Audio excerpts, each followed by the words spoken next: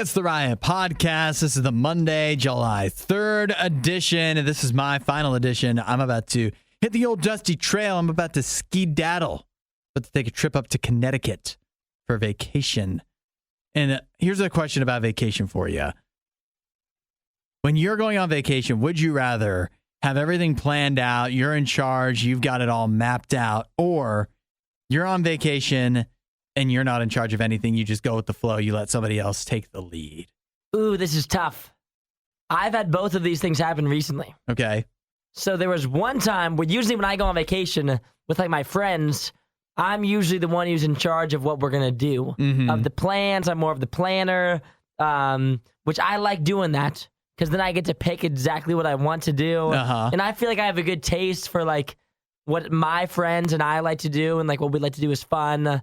But if I'm on a vacation where it's all planned out, there's only one thing that really matters, which this happened when I went to Scottsdale for my brother's bachelor party, right? He planned the whole thing.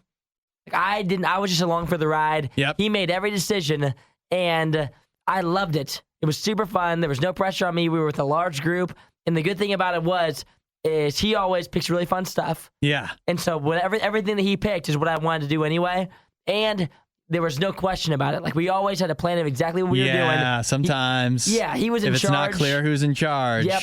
It was his bachelor party, so he was in charge. I've had too many vacations like that. It's not clear nobody can agree, and nobody wants to give something definitive, and then you wind up doing a whole lot of nothing. Exactly. And if two people, or if like half the group wants to do one thing, half wants to do another thing, then people are upset we're doing something, and they have bad attitudes. But since it was his bachelor party, everybody just had to do what he wanted to do anyway. And I love what he wanted to do, and so did everybody else. So it made for a really fun and easy trip where we all could just glide along. But if somebody else was in charge and they were picking crappy things no one wanted to do, then I would hate it. Yeah, that's the tough thing. It just depends on how much you trust the planner. Because it's true, I'm a big planner. I like picking out stuff, but the risk of being the planner with everybody, like if you have other people following along with you, is if you pick something crappy that doesn't work out for some reason, even if the activity is fun, but just the getting there, doing logistics. It. Yeah, sometimes it just can be a little, everything doesn't even always go according to plan. And that can be, and then it falls on you. You get the blame. It's a lot of pressure. However, I'll still take that over the alternative of going along for the ride with most people, because then there's a good chance there's a lot of stuff, a high percentage of stuff you're not going to want to do that you still have to do anyways. Yeah, you're pretty much locked in the back seat of the cab, and you can't get out, and wherever they're taking you is where you're going. So you're getting ready to go on a vacation right now? Yeah. How much have you planned? I have nothing planned. This is a family. This is visiting family. We're going to visit them. They're in charge. And so we'll just see how it goes. They better get some good stuff. You can always be surprised. Yeah. And I've just, this is a family that we visited enough to where I know that, I know what I should expect. And mostly what I expect is just to eat well. And that will be, as long as I can do that, check out the beach, because it looks like it'll be nice beach weather. That's good enough for me. I will tell you, though, the one thing that you can hang your hat on is if somebody else is planning the vacation or planning the stuff you're going to do, and you have to go along for the ride, when they plan something stupid, at least you and some of the other people can be like, well, that was, that was a dumb waste of time. Yeah, but you can all get along. Like, if you plan something solo and it doesn't go well, you have nobody but yourself to blame. Yeah. I do kind of like being like, I knew all along the glass blowing museum was a stupid idea. Oh, I know. I do. I love doing that. Yeah. I would have never chosen this. Did I not say this would be lame? I said this would be lame. I knew it all along. Nothing better than being a hater. I had a bad attitude going in, and surprise, surprise, it was no fun. Yeah. Nothing better than being a hater on somebody else's plans. Well, there is something better. It's planning something yourself and it actually going the way you want it to. Being fun. But the next best thing is having a bad experience and at least being able to complain about it. The wildest scenario is when you have a bad attitude going in, and you're like, this is going to be terrible. And then you show up and you were like, it's kind of fun. Yeah, but I can't admit it. I had a good time. Because I complained the whole time leading up to it. Yeah, I'm not going to talk about how I hated this the whole time leading up to it. And then now I'm like, that was a good time. Yeah. Props, whatever. You guys were right. Yeah. It's better than I thought it would be. I've had that happen too. Yeah. Which isn't nearly as rewarding. No, and it's fairly rare. It's so very rare. Yeah, I feel like I have a pretty good gauge for if I'm going to hate something before I actually do it. I feel like I see it from a mile away, yeah. Uh-huh. And I go in with a super negative attitude, so I'm already ready to hate it. Self-fulfilling prophecy. Yes. All right, well, everybody enjoy your July 4th. Enjoy your time with Nikki. She's going to be in for the next 3 shows. And what might be the best shows of the year? People have started to murmur. Some are saying. I'll be listening. Well, it's vacation. You're not going to be listening. What are you talking about? I'm going to be at the beach. You're going to be sleeping. I'm going to be doing whatever. I'm going to be going to the glass blowing museum. If they don't want the radio on, you're not going to have it on. That's what it sounds like. Exactly.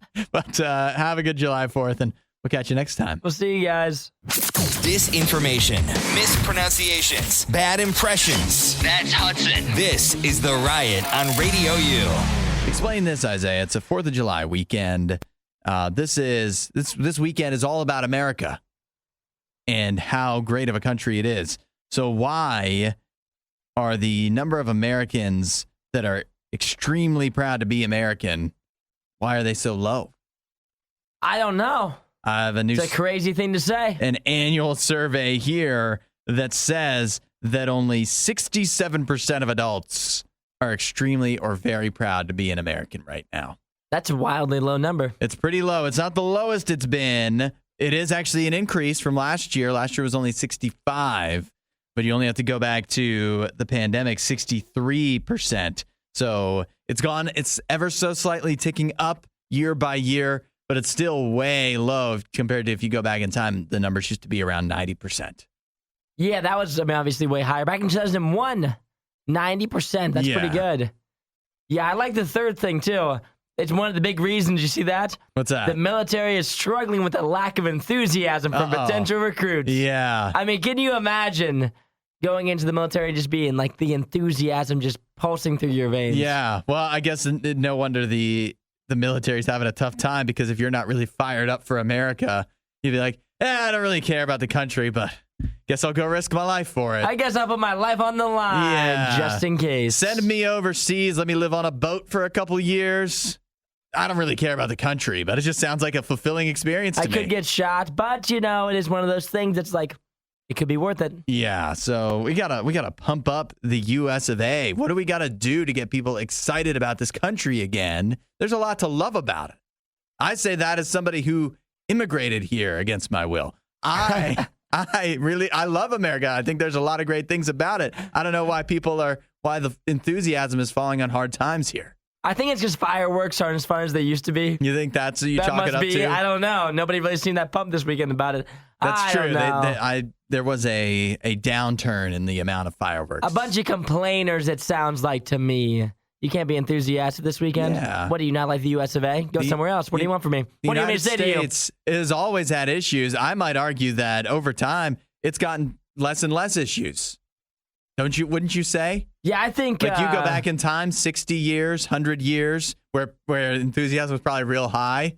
The United States had way more problems then than it does now, in my mind. Have we gotten worse? Has it gotten worse here over the course of the past 50, 60 years? Yeah. I guess maybe some people... Probably not. I guess some people think yes. I don't know. We used to be in like real life wars. I know. And stuff like that. Now it's maybe that's the issue. You think we need to get into a war? I'm not saying we need to get into a war, but I think that if we want a war, enthusiasm will be up. Well, yeah, I guess so. I guess patriotism right now it feels kind of low. Oh, I see what you're saying.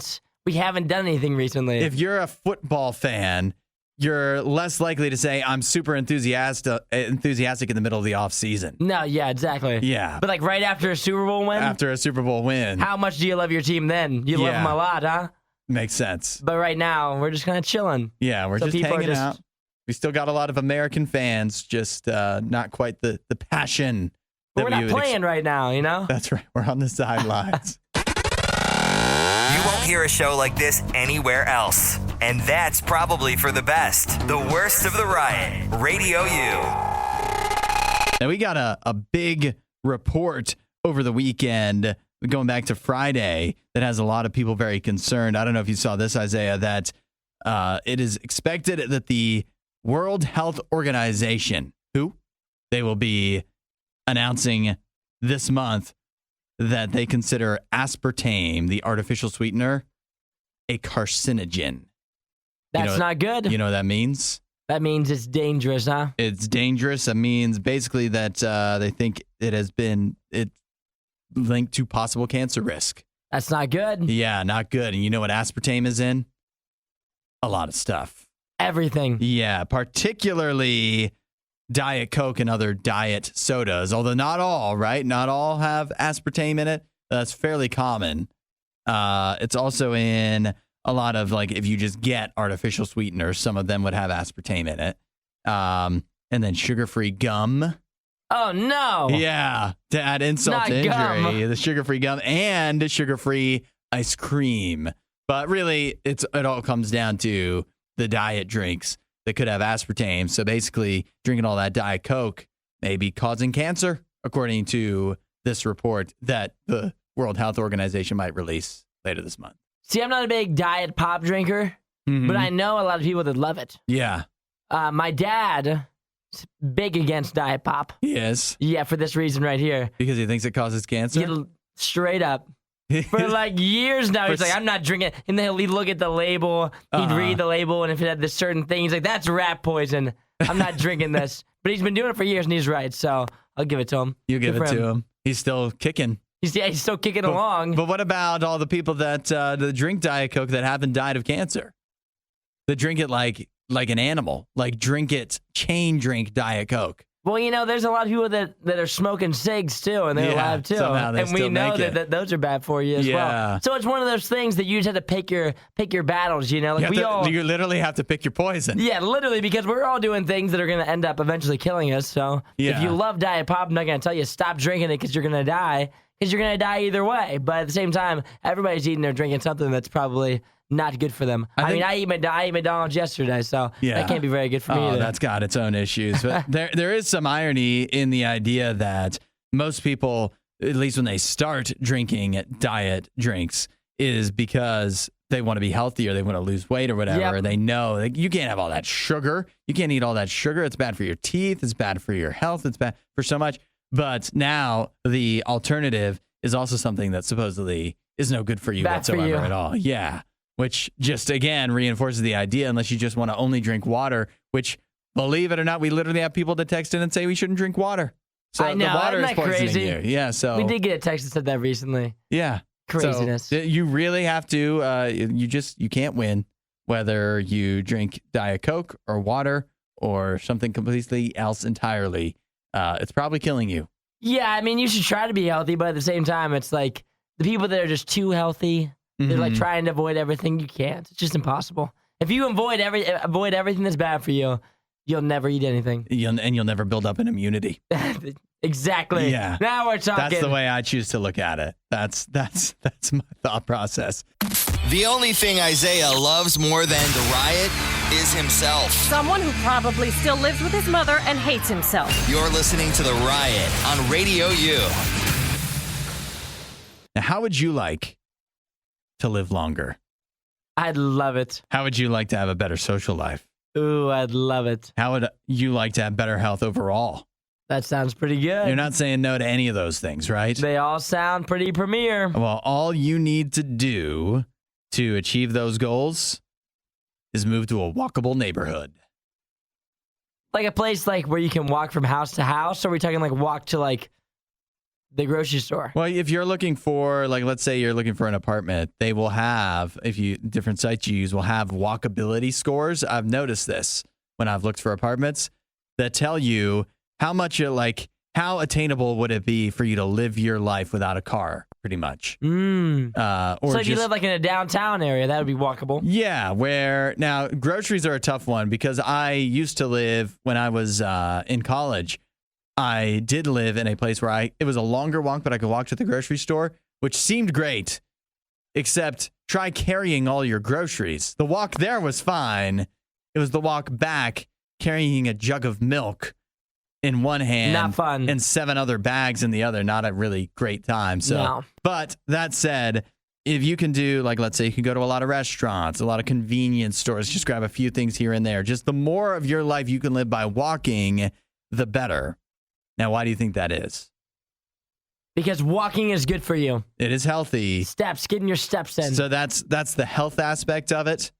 But there's another important reason that researchers, this is from the University of California, San Diego, say that it's so important or so helpful to live in a walkable neighborhood. It's because it boosts your social life.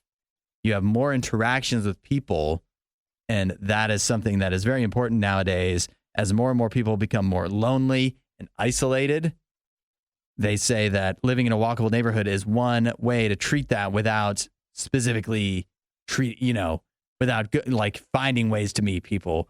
You just simply meet people by seeing them out and about. Just walking around. Uh-huh. What is your go-to, like, walking down the street? Uh-huh. Somebody else is coming up.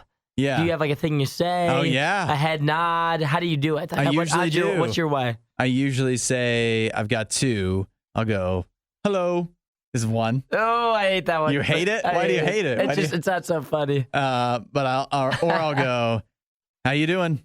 I love how you doing. How you doing? That's one of my go-tos. Uh-huh. I usually say, how we doing? How we doing? Yeah, then that's both of us, you know? Oh, how we doing?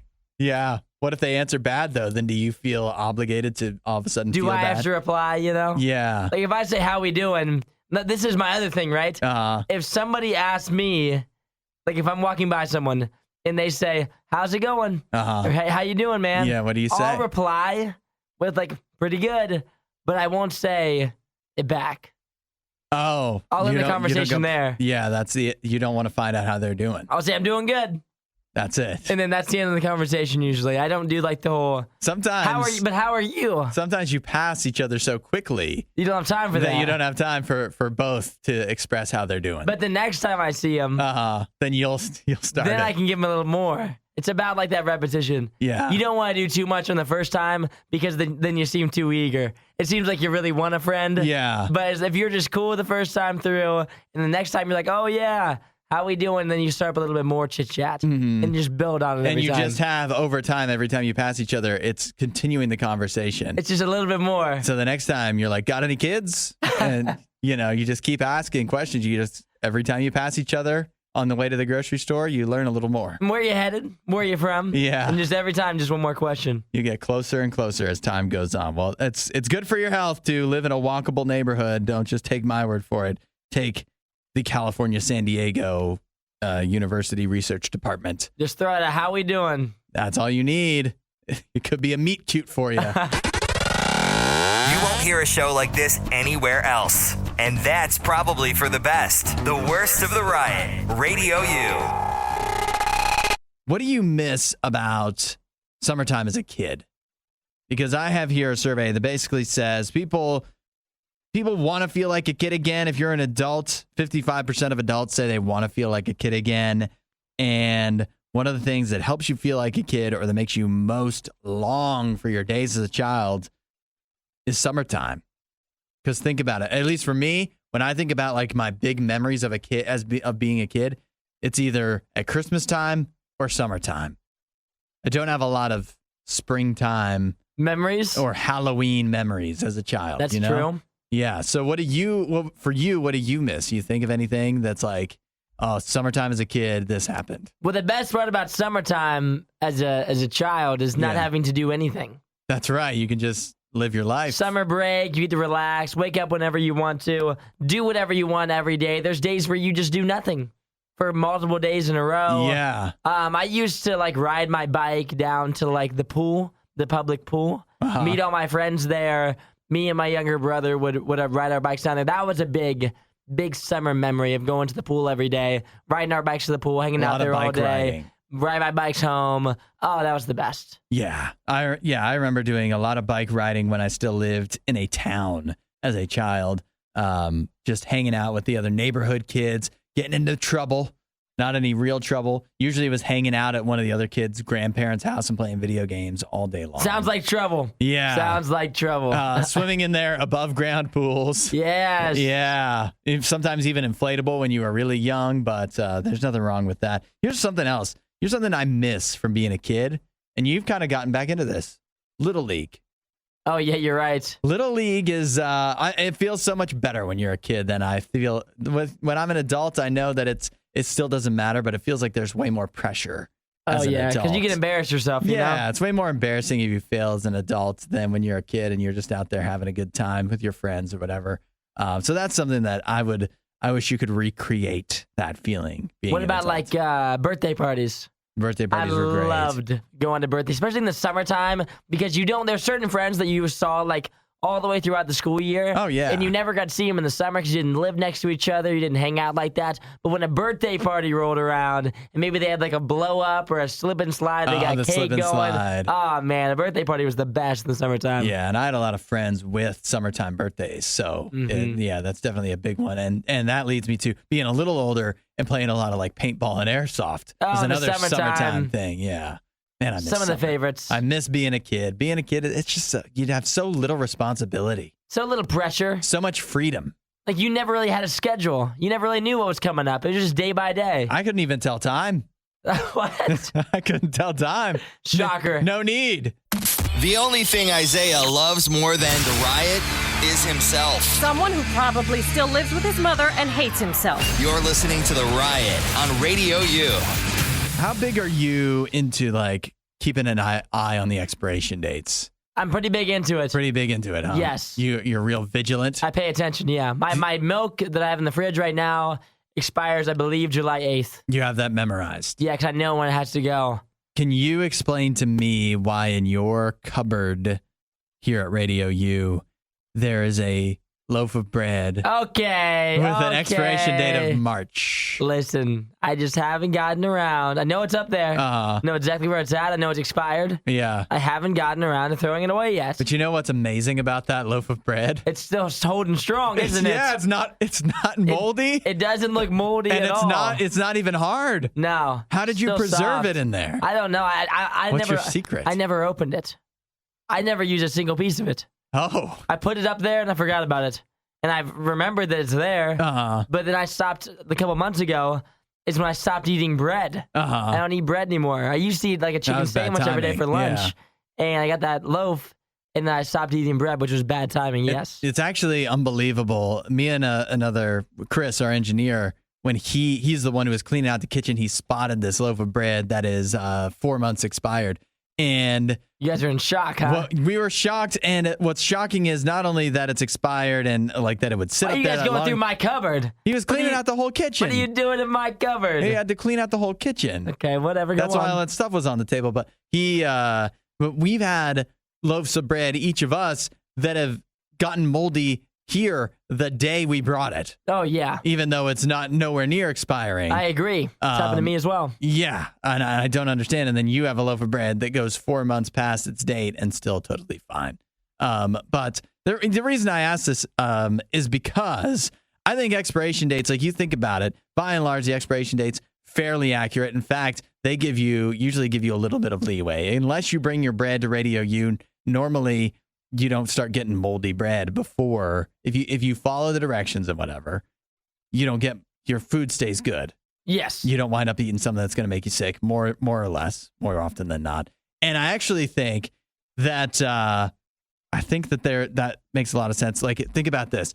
If you were to ask somebody from like whoever sets those expiration dates, and you'd be like, how in this world can we throw out so much food and have food go bad and get moldy and whatever when you're setting the expiration dates? And they'd be like, I don't know. I set all the expiration dates. I set them accurately. And somehow we still have moldy food going to waste, people throwing stuff out because they don't stay on top of it. They don't follow. They don't pay attention enough. And I feel like that's actually very similar to when people ask the question, how can bad stuff happen in my life or other people's lives when there's God? And God's like, look, I set the expiration dates. I give you a lot of instructions. I give you a lot of help, but some people still ignore it. Some people still. And so that means that other people are going to ignore the good ideas, the good instructions, the good stuff that's left from Jesus. And that's going to affect you. But what it also means is that if you have a relationship with Jesus and listen to him and try to listen to what he wants for your life and let him take care of you, then you can avoid a lot of the moldy food. You can avoid a lot of the missed expiration dates and whatever, if you actually pay attention and listen to what God has to say. He's got a lot of good stuff for you. He wants to help you out. He wants to help you avoid throwing out a bunch of stuff needlessly. Start talking to God, let him help you out in life and see where it goes. If you want to know more, radiou.com/free gift. Add a little riot to your Instagram feed. Follow @RadioU Official. The Riot. Radio U. What is up with this, Isaiah? You've seen these stories in the news here over the past couple weeks. There's been an outbreak of people acting crazy at concerts where they're throwing stuff on stage and like injuring the artists or just disrupting things, making a mess of things. It goes back to the recent incident that kind of seemed to kick things off was when BB Rexa got a phone thrown at her and it hit her in the face. She had to get stitches and stop the show. She had to go to the hospital. I saw that one. Unacceptable. Last week, Kelsey Ballerini, another singer, she got hit by something that did not, it temporarily stopped the show. And then I also saw, I think Lil Nas X just got hit by something. You see Harry Styles? Harry Styles. They threw a bunch of Skittles on the stage, hit him in the eye. Like popped him in the eye. 10 Skittles right at his face. And the weird one was the singer Pink. She had somebody throw their mother's ashes on the stage. Yeah, that's crazy. That's a little different type of strange. But why is there, like, these aren't the first times ever that somebody's thrown stuff at concerts onto the stage and disrupted things. But there's been, we just listed off about 7 incidents that have happened in the past 2 weeks. Why are people doing this now? Why is it seeing a surge? Yeah, I don't know. It doesn't make any sense. I mean, obviously, right now we're in the midst of like concert season. Mm-hmm. I feel like where there's more people going to festivals and concerts and seeing more artists because it's the summertime. But at the same time, when have people been like think it's okay to just throw things on the stage? Yeah, and it's not even like a lot of them aren't even with like ill intent either. That's the wildest part to me.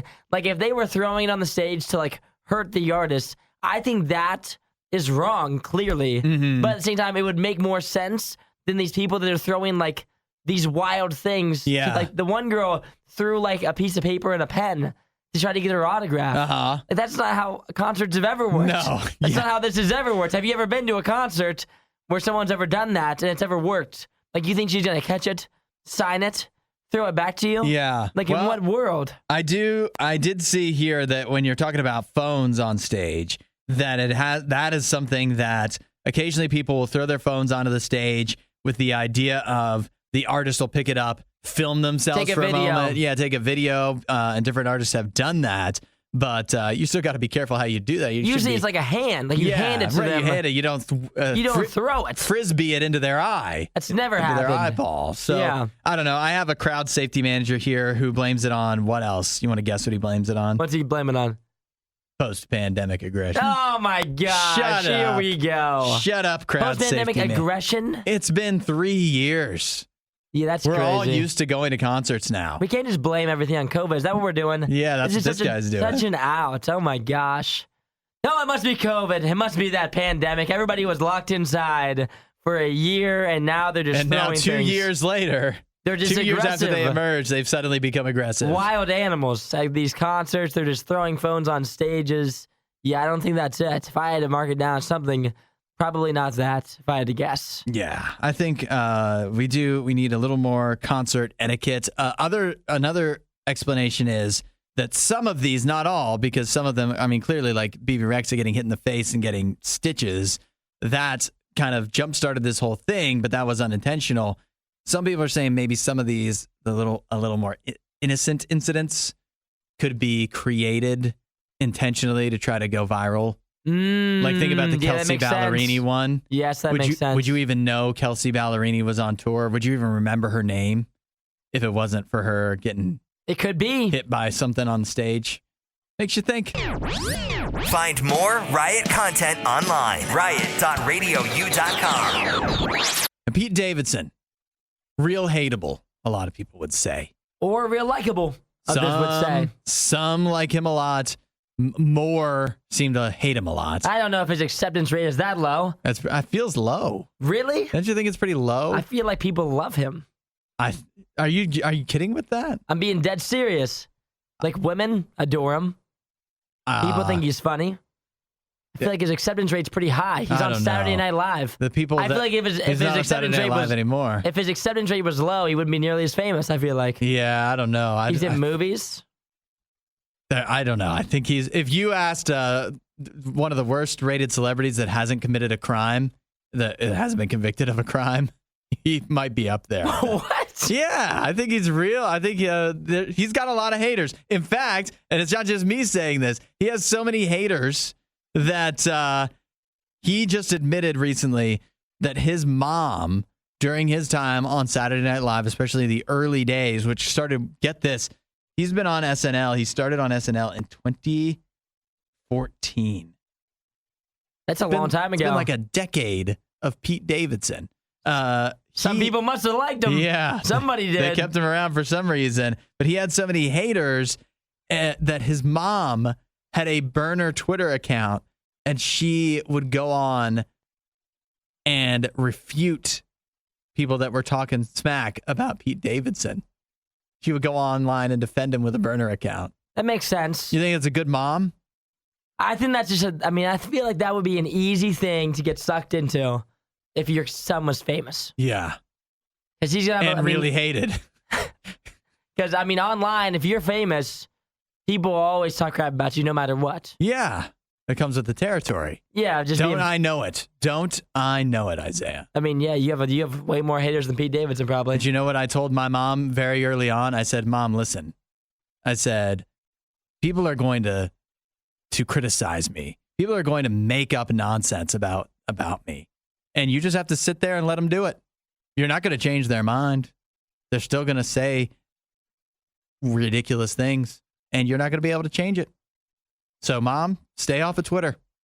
Stay away. Stay away from the RadioU Facebook page. You don't need to be defending me. But I don't know. Do you think you think that was a good mom behavior? Should he have cut her off? No, I don't think there's an issue with it. I think it's fine. Everybody has a burner account. He says that she used to be too specific.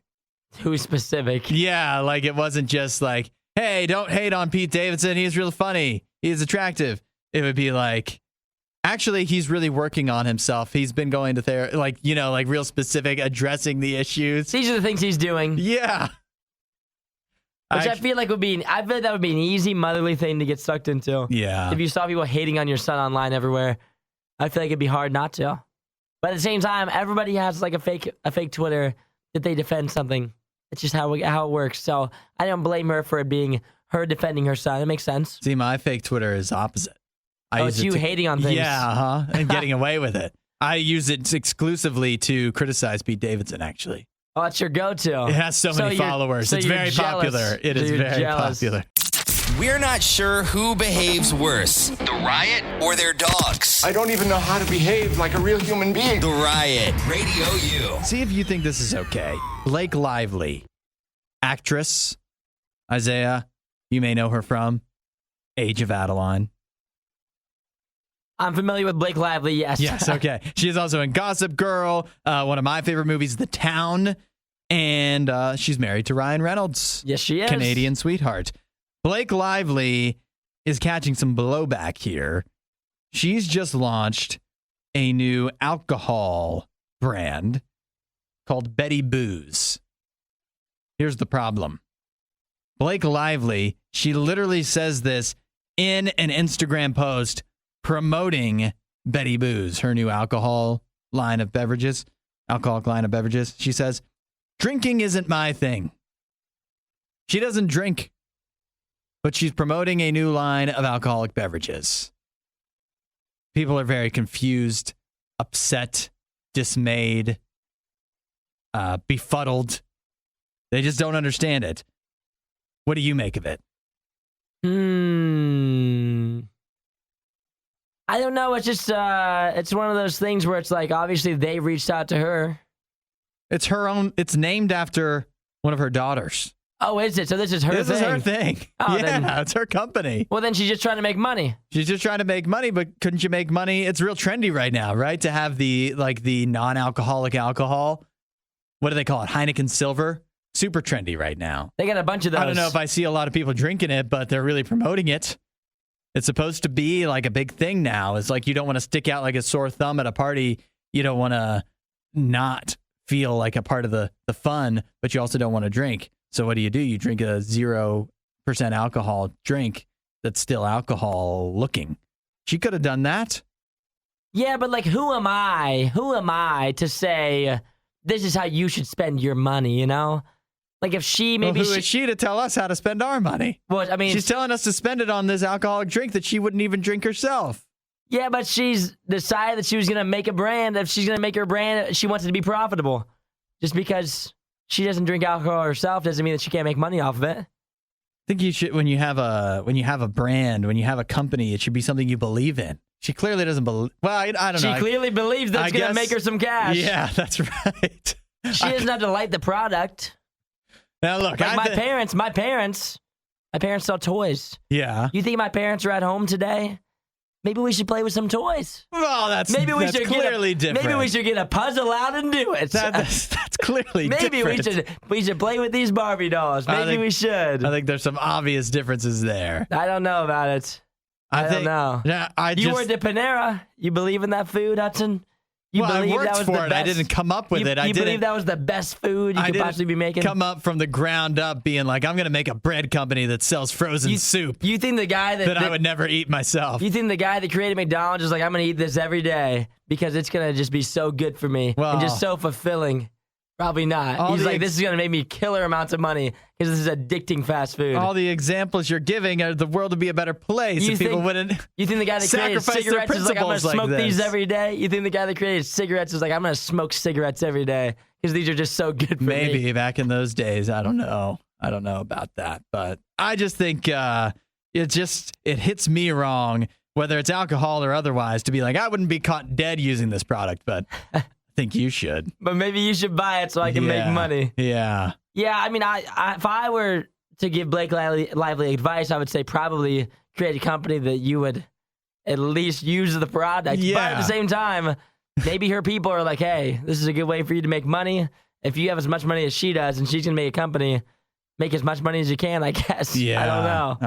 I feel like now that the word is out that she doesn't drink, and she's even saying that, it does feel like it's going to be a tough sell on people. Yeah, I feel like so too. It's not like there's not other options for alcohol in the world. Yeah. But at the same time, there's people that love Blake Lively so much that if she's selling something, they'll buy it anyway. I guess so. Find more Riot content online. Riot.radiou.com. Isaiah, we have our work cut out for us if we ever want to break a world record.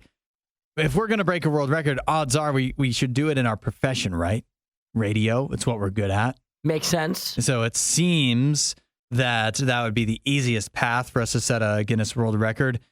But I'll tell you that if we want to break the record for the world's longest radio show, continuous, I don't mean like he hosted it for 50 years and never missed a day.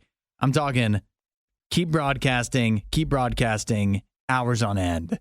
It was just set in Australia. 55 hours and 26 minutes. That's so long. That's unbelievable. That's over 2 entire days. You're getting close to, 48 hours. So that's 2 1/3 days of broadcasting consecutively. Did he sleep? Who is this? Is it one man? Is it a show? It's one man. One man did this. Although the show was in Australia, he's actually from Croatia. His name is Mario Beeks, and he's been hosting a talk show on a radio station in Australia since 2009. But he just went ahead and completed a 55-hour and 26-minute broadcast where, think about this too, on the Riot, we have plenty of music. We don't have any commercials. But we have plenty of music to give us a breather in between. He didn't. For his show, he was not allowed to include music, commercials, or calls from the public. So he was just going live. It was just him live. Now, he did have a lot of interviews lined up. So he did have special guests that could help him out there for a while. But really, it all came down to this guy seeing how long he could broadcast. This is how extreme this was. You never think radio could be extreme. It was so extreme. This guy had to have a doctor on hand to monitor his health to make sure he was doing okay as he attempted this world record. That's crazy. So he just, number one, he just stayed up. Yeah. And he just spoke on the air stay awake this whole time. 55 hours? Uh-huh. That's an accomplishment insane. On its own, just staying awake that long. There's no way I could do that. And it's not, this isn't a young guy either. This isn't like when you're in high school and you pull an all-nighter or two. But he went two all-nighters. Yeah, 2 all-nighters and broadcasted the whole time. He must have said some loopy stuff. Yeah, like what kind of rants was he going on? You give us 55 hours of content? Yeah. What was he doing in the 54th hour, you know? Something, yeah. You know, we gotta really plan that 54th hour. That's a big hour for us. We've got to really schedule something good. Make sure you line up a good guest for that one. That's some long form radio. You give us like 3 hours a day and we're going to say something dumb. We do it every day. Yeah. Forget about 55 hours straight. Think the nonsense that we would say and the way that people just get tired of us. It's unbelievable. Yeah, that'd be insane. That said, if we're going to break a world record, this is as close as we can probably get, so we better start working on it. Susanna said, imagine how many food fights you could do in 55 hours. Yeah, that's right. We'd have to have 15 different, we'd have to have like 40 different foods. Yeah, but we were going to try. We'd have to also be sitting on a toilet while we did it. True. Because we can't How'd he go to the bathroom? I believe he was, I don't see it here, but he must have had a toilet, right? No way he's going to the bathroom live on air. No, he's not. No chance, right? That has to be illegal. He's broadcasting for 55 hours straight. Why would it be illegal? I don't know. It just seems like it'd be wrong. Definitely be wrong. To be able to like urinate live on air, that seems like the wrong thing to do. Oh. And there are children listening? That sounds awful weird. You've never caught me yet, have you? You just heard the worst of the worst. We'd give you the best of the best, but we'd have to find that. As soon as we do, you'll be the first to know.